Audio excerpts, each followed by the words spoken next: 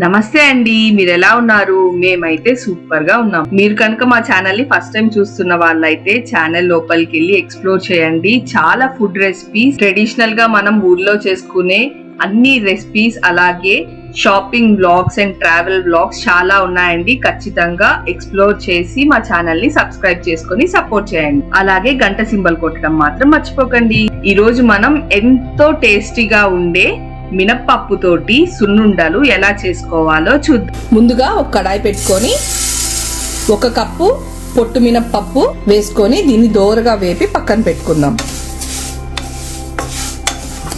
చూసారు కదండి, ఇలా దోరగా వేపుకోవాలి. ఇప్పుడు వీటన్నిటిని ఒక పెద్ద బేసిన్లో వేసి కొంచెం సేపు ఆరనిద్దాం. ఇప్పుడు 1 కప్పు గుండు మినప్పప్పు వేసుకొని వీటిని కూడా దోరగా వేపుకుందాం.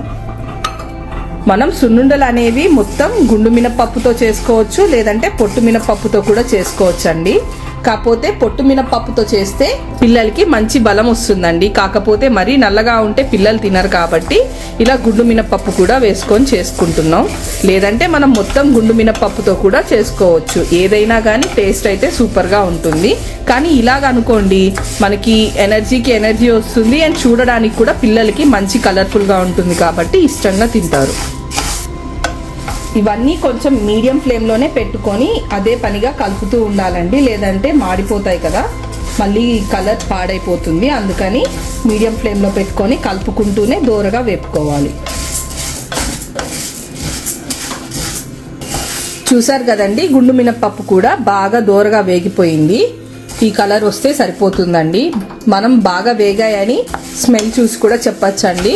మంచి కమ్మటి స్మెల్ వస్తుంది వేగిపోతే. ఇప్పుడు ఇవి కూడా వేసి ఈ డిష్లో చల్లారనిద్దాం. చూసారు కదండి, ఇలాగా బాగా చల్లగా అయిపోయాయి.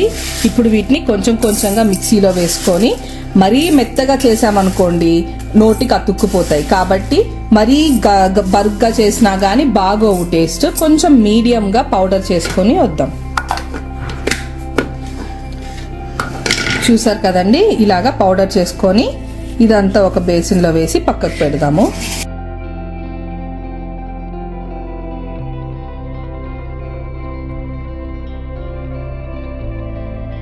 ఇప్పుడు ఇంకొన్ని వేసుకొని మొత్తం అన్ని పప్పులు ఇలాగా పౌడర్ చేసుకుందాం. చూసారు కదండి, మనం వేపు పెట్టుకున్న పప్పు అంతా ఇలాగా బాగా పౌడర్ లాగా చేసేసుకున్నాము. 2 కప్పులు మినప్పప్పు వేసుకున్నాం కదండి, దానికి 2 కప్పులు తురిమిన బెల్లం తీసుకొని దీన్ని మిక్సీ వేసి చక్కగా పౌడర్ లాగా చేసుకుందాం.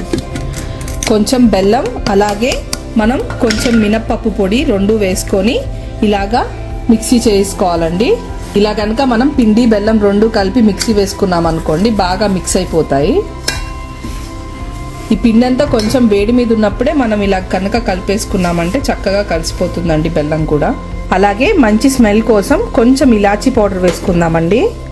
ఇప్పుడు మనం ఉండలు కట్టుకోవడానికి కావలసిన నెయ్యిని కొంచెం వేడి చేసుకుందామండి. వేడి చేసుకొని మనం ఉండలు కట్టుకుంటూ ఎంతవరకు మనకి నెయ్యి అవసరమో అంత నెయ్యి పోసుకుంటూ ఉండలు కట్టుకుందాం. చివరిగా మనం వేడి చేసుకున్న నెయ్యిని ఈ పిండిలో వేసి బాగా కలిపేసి ఉండలు కట్టుకుందాం.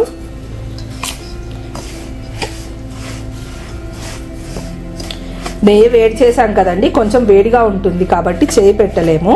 అందుకని ముందుగా ఇలా స్పూన్తో కలుపుకొని తర్వాత మొత్తంగా చేతితో కలిపి ఉండలు కట్టుకుందాం. ఇలాగా మనం చక్కగా కలుపుకుంటూ నెయ్యి వేసుకొని బాగా ముద్దలు చేసుకుంటూ కలుపుకోవాలి. సున్నుండల వల్ల చాలా ఉపయోగాలు ఉన్నాయండి.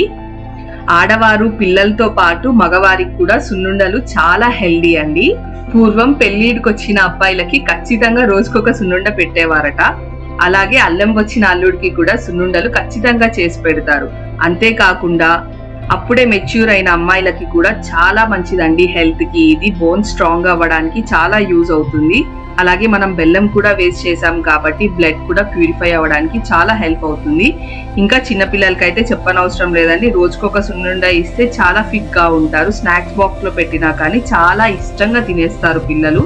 కాబట్టి ఇంత ఎమ్మీ అండ్ టేస్టీగా ఉండే సున్నుండలు మీరు కూడా ట్రై చేసి అవి ఎలా వచ్చాయో మాకు కామెంట్స్ లో చెప్పడం మాత్రం మర్చిపోకండి. అలాగే మన ఛానల్లో నెక్స్ట్ ఏ రెసిపీని చేస్తే బాగుంటుంది అనుకుంటున్నారో మీరు నాకు కామెంట్స్లో ఖచ్చితంగా చెప్పండి.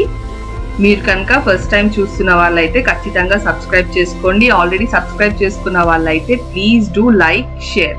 Thanks a lot for watching.